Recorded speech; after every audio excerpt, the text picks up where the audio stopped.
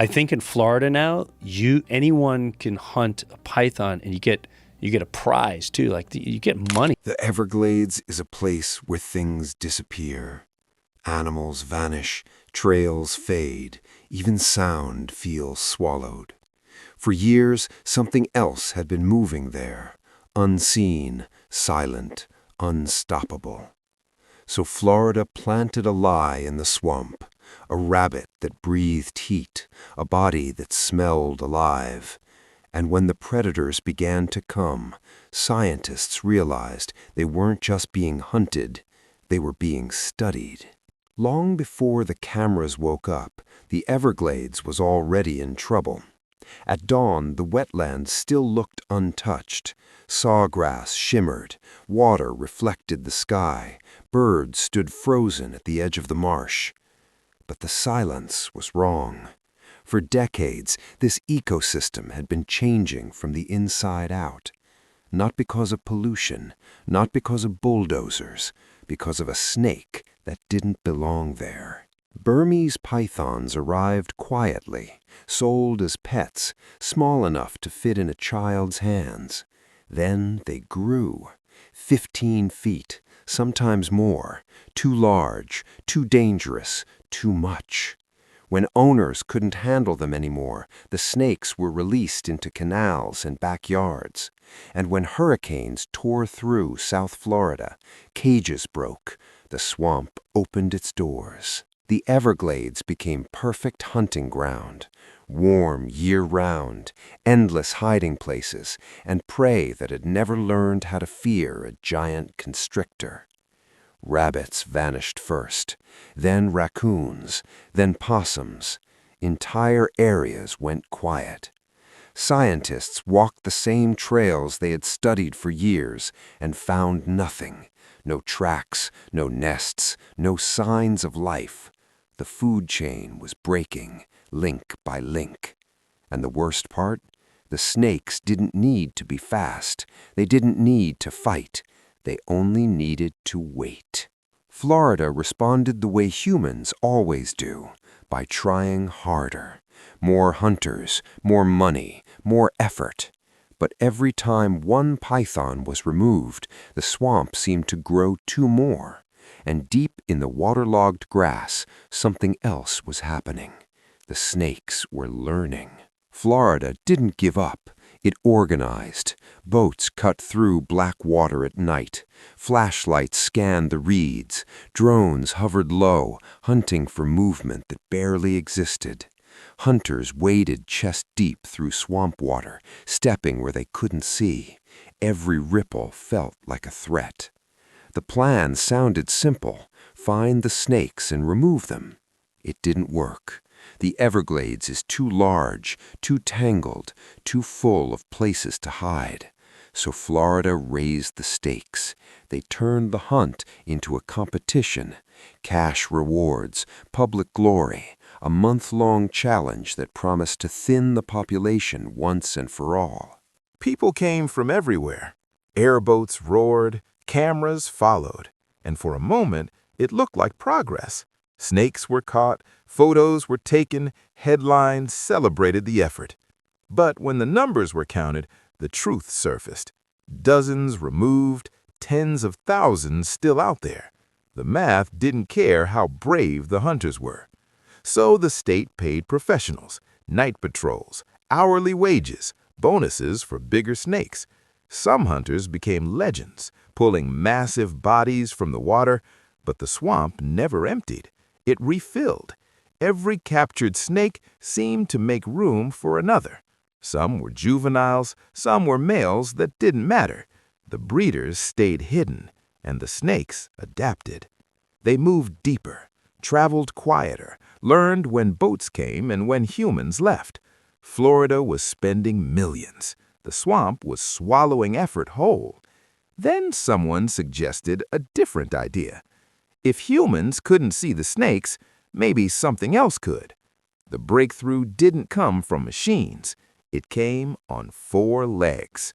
Florida brought in dogs trained to find what humans never could, not by sight, not by sound, but by smell. To a python, the swamp is a maze. To a dog, it's a map.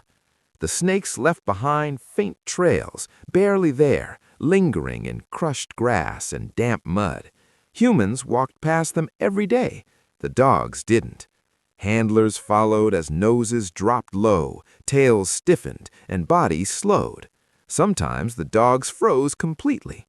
That's when the snakes appeared. Hidden coils, buried bodies, predators no one had known were there. For the first time, Florida felt close to winning. The dogs didn't just find snakes, they found patterns, where the pythons moved, where they rested, where they gathered. Some trails led to nests, others led to more snakes waiting nearby. It was working, but the swamp pushed back. The heat was brutal, the water was dangerous, sharp grass cut paws, alligators drifted too close. Every hour in the field took a toll. And there was another problem. 2 dogs could search only so much ground. The Everglades stretched on for miles and miles. Training more teams would take years, cost millions, and still leave gaps wide enough for snakes to pass through untouched. The dogs had proven something important. The snakes weren't impossible to find, but humans couldn't cover the swamp fast enough to matter. And if smell was the key, what if the snakes came to the searchers instead? That question opened a door Florida wasn't ready for, and once it opened, it couldn't be closed. The idea sounded wrong the moment it was said out loud. If smell drew the snakes out, then maybe prey would too. Not traps, not noise, not movement.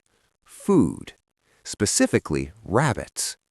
Marsh rabbits had once been everywhere in the Everglades. Now they were nearly gone, almost erased. Scientists knew why.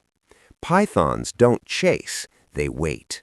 They strike when heat and scent say the moment is right. So Florida tested something dangerous, not to the snakes, but to its own reputation.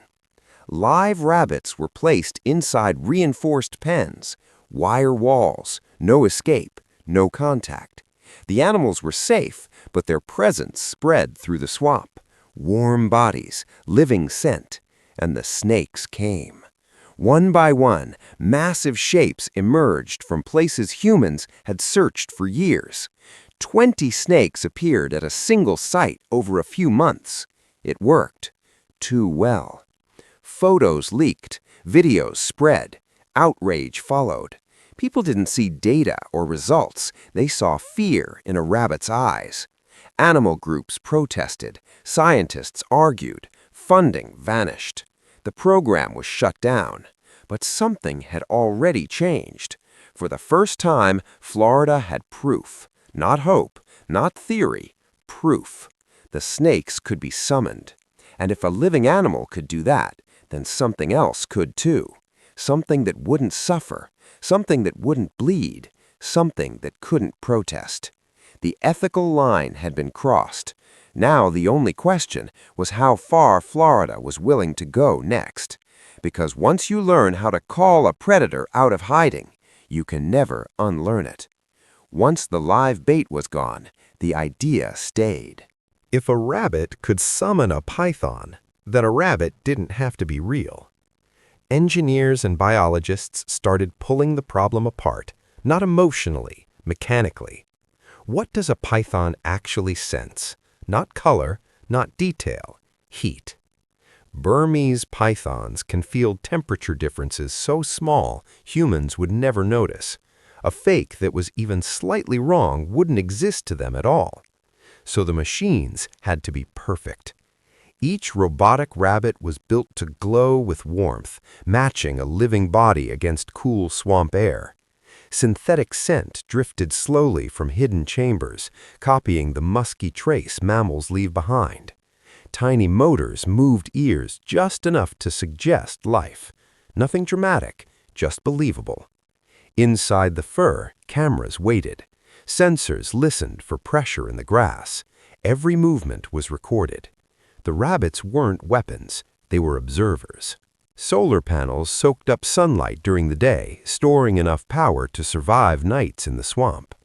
Anchored inside reinforced frames, they were made to endure rain, heat, and curious predators. When the first batch was ready, they weren't announced. There were no headlines. Hundreds were placed quietly along canals and trails where dogs and hunters had failed. Then Florida waited. At first, nothing happened. Days passed. The swamp stayed still. Then a heat sensor spiked. A camera clicked on, and something enormous slid into view, tongue flicking. The lie had worked. But no one knew how long it would last, because predators learn, and if the snakes learned this too, everything would change. The first snake wasn't a surprise. The second wasn't either. It was the pattern that changed everything. As more cameras woke up, the rabbits stopped being bait and became witnesses. Each activation left a mark, a time, a place. Dots appeared on a growing digital map. At first, they were scattered, random encounters in a swamp known for chaos. But then the dots began to cluster. Certain canals lit up again and again. Specific trails stayed active long after sunset. Some areas went quiet, while others pulsed with movement. The snakes weren't roaming blindly. They were following routes. Even more unsettling, the largest signals came from the same places over and over. Not juveniles, not wanderers, breeding females, the kind that could replace dozens of snakes in a single season. For the first time, Florida wasn't guessing where the problem was growing. It could see it. Teams moved in only when alerts came through. No endless searching, no wasted nights. The numbers improved, but not in the way people expected.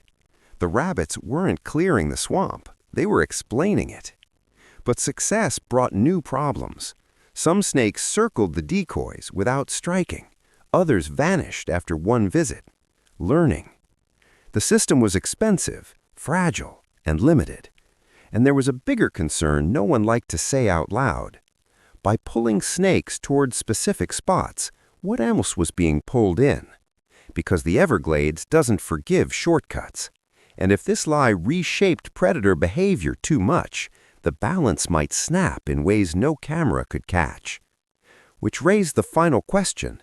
Had Florida finally taken control, or was this just the beginning of something far harder to stop?